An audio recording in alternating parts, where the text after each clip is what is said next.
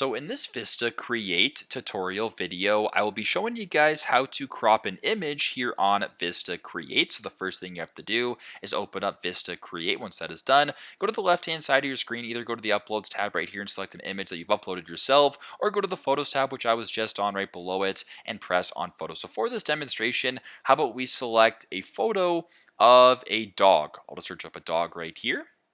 We'll use this dog right here. How about this one right here? It looks like they're playing with a ball in some grass. How adorable. Now, if you wanted to crop the photo, so let's just say, for example, you wanted to just see the dog and have less of the grass in the background, it's fairly straightforward.